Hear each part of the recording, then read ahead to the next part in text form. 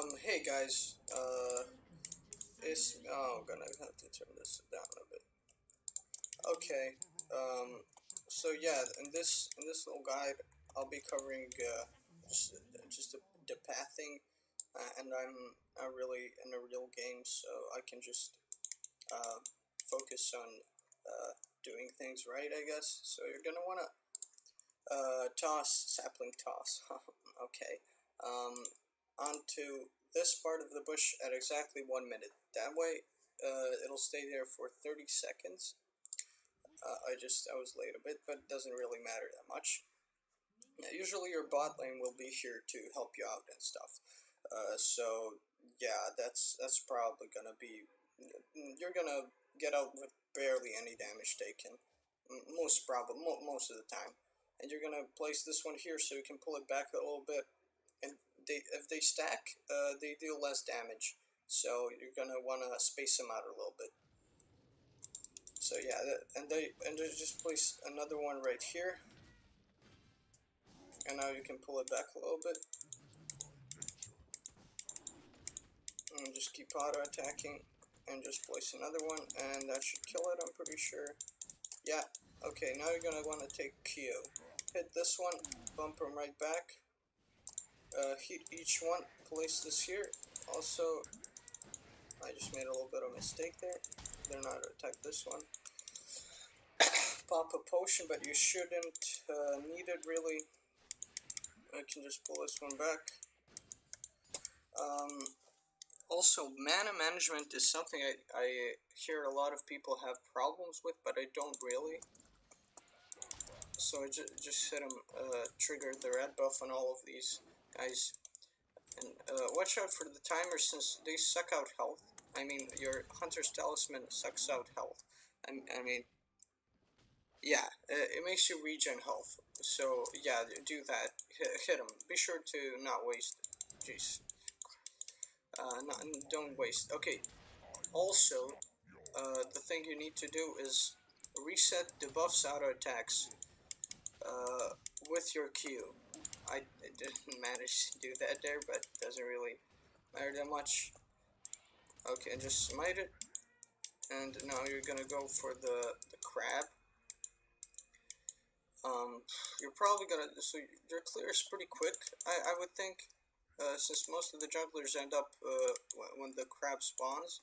So you're gonna, you might be able to gank top or bot search or mid, so check for that, and just put these right here, and that's gonna stack, so that's not good. You can smite this if you want. So yeah, now you can check if you want to gank mid, that's perfectly fine, or something else right now. When you use W and Q, the direction that you use your Q in is gonna knock them back in that general direction. So yeah, look at this. See how that works. Let me just. I'm just gonna, just for the sake of the. See. That works like that. So you don't have to walk back, or maybe if you want to go walk back you can, but it's not really needed, since I mean, if you want to position yourself, let me just get the level 6. So you can do two types of ganks. If you're sure you can predict where the enemy is gonna move, like if there's not many minions left, and you can just start with your ult and just go in. Okay, that's one thing you can do. Or you can, okay, let's just a second. You can go in first, and the thing I like to do is use W flash and ult and then Q him back for more damage. So yeah. Ooh. Yeah, just chase the triangle down. Okay, yeah, this is still too loud. Okay, that's pretty much it about the ganks you can do on bot lane. There's a special gank you can do on mid lane. Let me just let's do this like this. Okay, yeah, that works. Give him vision. Okay, so if you have like I guess a Katarina mid lane, your friendly Katarina, or like Zed or someone that's an assassin can kill people quickly. You can tower dive at basically level 6, so you go ahead and just start with your ult. That's gonna root him for a long ass time, and you just you can tank it pretty much. For yeah, I just tanked a lot there. That was what, like 5 shots. Yeah, so you can do that generally. That's a good gank. I don't particularly use it that much. Since it's very risky and people usually know how to play around it, they put a ward here or there. If you're in higher elos, in lower elos it might work every time, but your mid laner is not likely to be very good and not likely to cooperate since it's kind of a crazy thing. So yeah, if you're, it might work. Who knows? Just try it. Try it if you want. Also, the runes I'm taking is Aftershock, Font of Life, Conditioning, and Overgrowth. You might want to switch this to Revitalize if you have like a Nami support who can heal you a lot. But I genuinely find this to be better since you basically get around 250 health in 25 minutes. 200 health at 25 minutes, let's say. So that's a ruby crystal, right? It doesn't seem like much, but it can help out. That's more than a ruby crystal. Okay. So yeah, it can help out a lot. What's something else I wanted to say? Generally, the build is gonna go. Let me just get myself some gold. Where's that? Okay, yeah, there it is.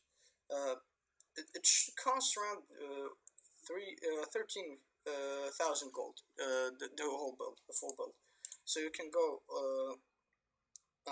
Cinder Hulk of course.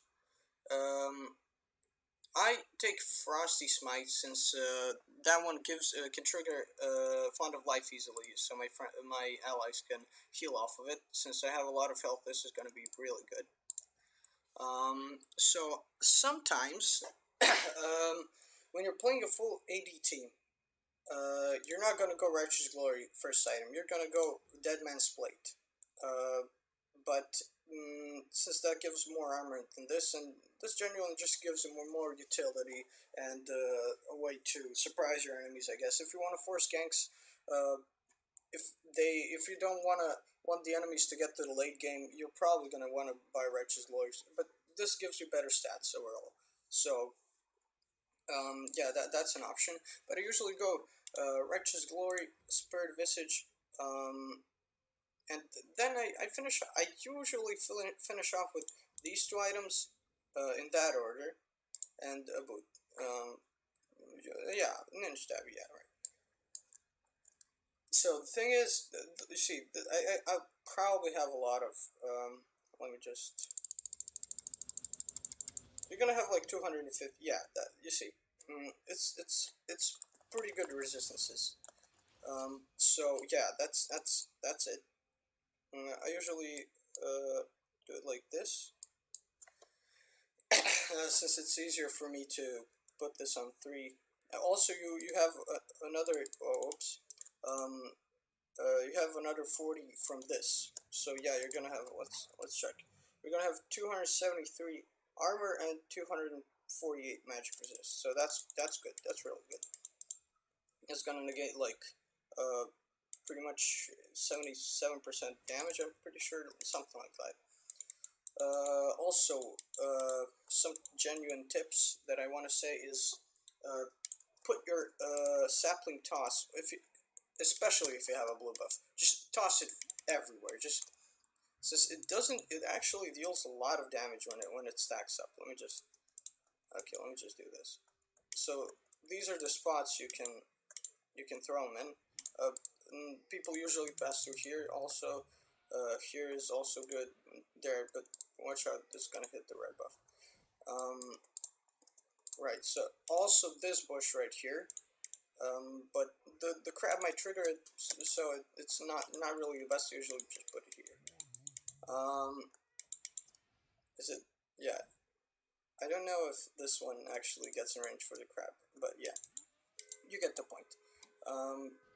Put your fucking saplings everywhere. If you're like, if you're gonna gank top, and you've just finished crab, you're level 3, and you can't gank. Just put a sapling there, so the enemy jungler can't come, or here, whatever you think. But you're probably gonna, if you finish grab, you're gonna have vision here, so just put it right there, because you're gonna know when the enemy jungler is coming. Yeah, so don't put it right there, put like right there, so yeah, it actually does trigger. That's gonna trigger.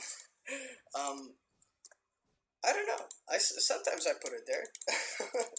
I mean, it can be good, probably. I mean, it is. So yeah. Something else that I wanted to cover is, I guess, objectives. You're really gonna need you're not Shyvana, you're not Heat, you're not Warwick. They can solo objectives really well, and Maokai genuinely can't do that. He needs a team, so you're gonna play around Dragon, with your bot lane. You can deck a lot of damage in the early game, but yeah, you get the point. He can't really do it on his own, since he's a tank. He's not made for that. But in the late game, he'll be able to tank a lot and yeah, and just get a lot of CC. And actually, some games, you might be surprised how much damage you'll deal in the end, compared to your other allies. Usually, I have the second highest damage. I mean, usually that's what I'm talking about. But cheap shot helps tremendously in the early game. You're gonna deal a lot of consistent damage with this, since all your abilities are CC pretty much. I mean, they all do have CC. So you're gonna be just tanky and just soak up a lot of damage. Also, aftershock helps. See, you get like in the end, you get like 150 magic resist and 140 armor. So that's amazing. That's actually like insane. Something else I wanted to say is, you're gonna wanna be. You're probably not gonna push that much, but if the ally tower gets hit by the enemy wave, you can go ahead and pick it up. I mean, if it tilts your mid laner, fuck him. He wasn't gonna take it anyways. So yeah, that's what I usually do. Also, pop your Stoneplate first and then lock it, since um, it gives you a bigger shield. You see, it was like 400 something, and now it's 288 when I don't have that on. Let me check how much actually it is.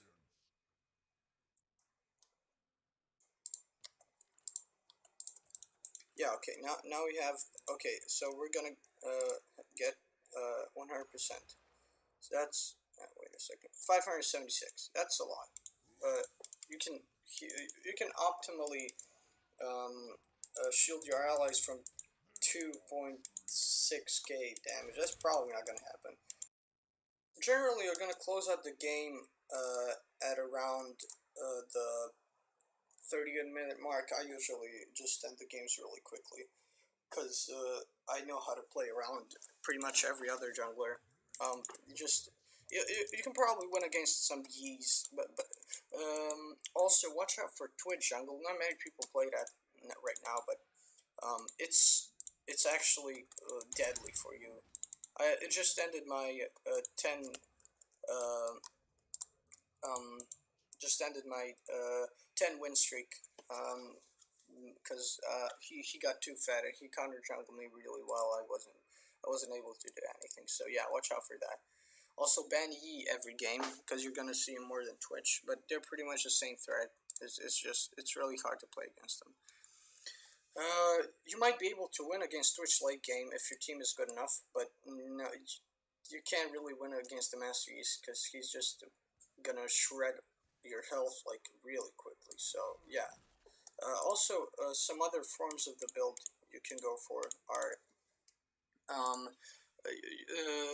if the enemy team is full AD, you'll go Dead Man's Plate into Let me just check what I usually go for. Into Thornmail, you might go for Righteous Glory, and I guess Stone Plate is sometimes good, but not always. So you might even go for Branduin's. Let me check what other armor items. Oh yeah, if you have a carry, go for Night Swap.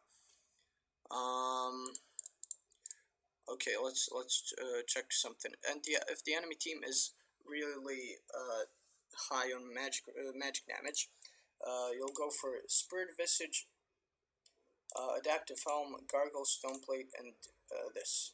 So yeah, you'll be indestructible pretty much.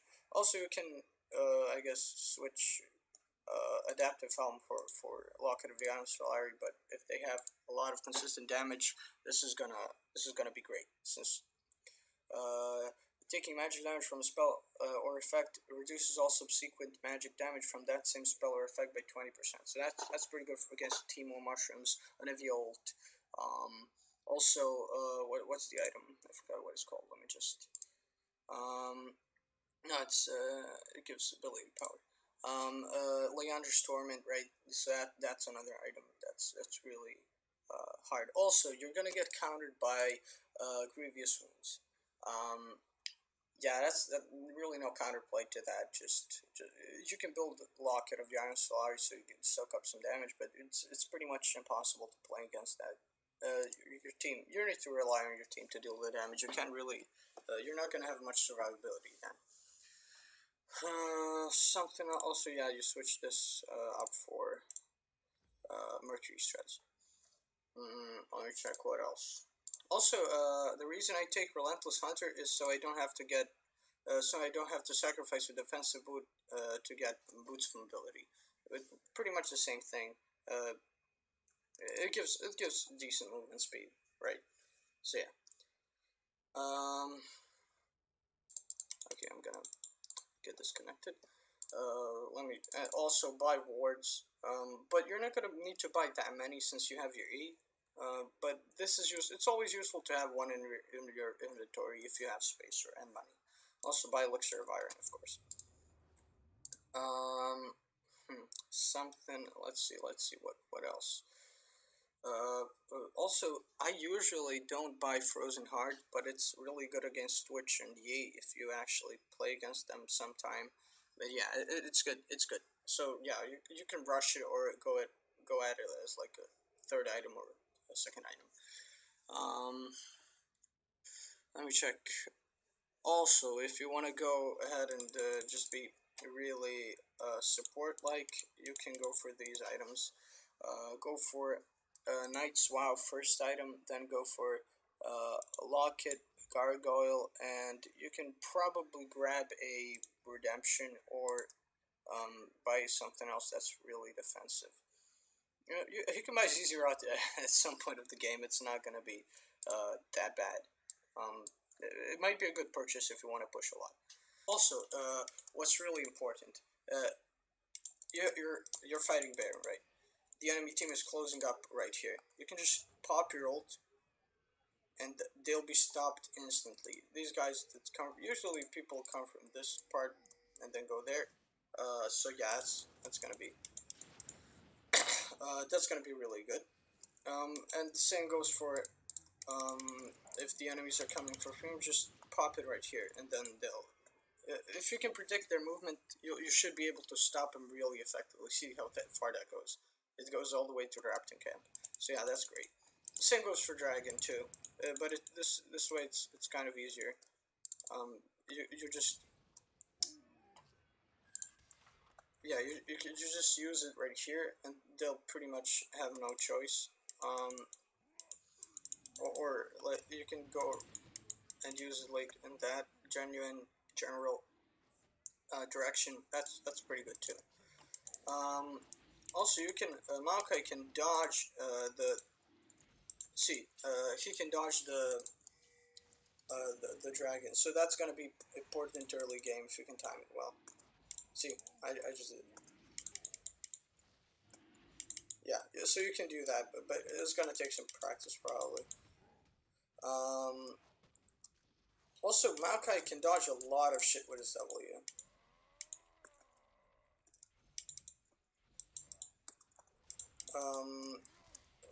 It gives you invulnerability, so yeah, you're untargetable, and there's no counterplay. That's usually the way I get to close out games. I just catch the carry, um, with Righteous Glory and then flash into W. So the thing is, when you target something with your W, Maokai is gonna keep going to them. So if you can predict how much range do you have on the target, you can probably just instantly teleport. See how I did that? Yeah, that's the thing.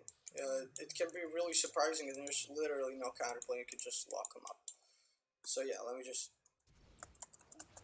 Yeah, that's pretty much the thing you need to do. Champions that go really well with Maokai are Yasuo, Vladimir. Let me see, Vayne. If you can, if it's a hyper carry, genuinely, you'll go really well with them since you can protect them, or you can just lock up targets and then they can deal all the damage, and you just soak them up with Gargle Stoneplate and lock it. Since you're going to be building that most of the time if the enemy has a lot of AOE. So yeah, that's that. Let me think about something if I want to say.